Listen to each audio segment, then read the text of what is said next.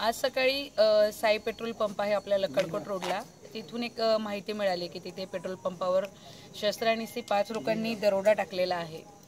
ते माहिती मिळाल्यावर आमचे local police station Rajura, Virur आणि आमची LCBची टीम आणि संपूर्ण पोलीस अधीक्षक रवींद्र सिंग परदेशीसह संपूर्ण जिल्ह्यातले जे वेगवेगळे आमचे डिटेक्शन करणारे ऑफिसर्स आहेत, कोठारीचे, उमरीचे, हे सगळे एकत्र आली टीम आणि सकाळीपासून सगळे एका जे इन्फॉर्मेशन मिळत होती त्या लिंकवर काम करत होते।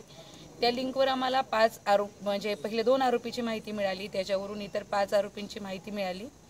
असे एकूण 5 आरोपी LCBने आज ताब्यात घेतलेले आहेत आणि गुन्ह्यात गेलेला जो मुद्देमाल होता 1,93,000 पैकी 56,000 रिकव्हरी मिळालेली आहे। बाकी गुन्ह्यात वापरलेले हत्यार आणि इतर मुद्देमाल जो आहे पैशाचा रोख रक्कम ते तपासादरम्यान निष्पन्न करण्यात येईल। या गुन्ह्याचा संपूर्ण पुढील तपास आता विरूरचे इन्चार्ज ऑफिसर API जय निर्मल करतील।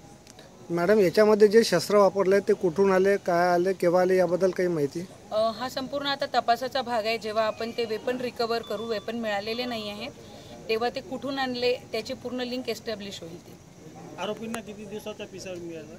आता आरोपी ताब्यात घेतले आहेत, अजून आपण आरोपींना विचारपूस केली नाहीये। अटक केल्यावर आपण त्यांना किती दिवसाचा PCR मिळते ते बघू।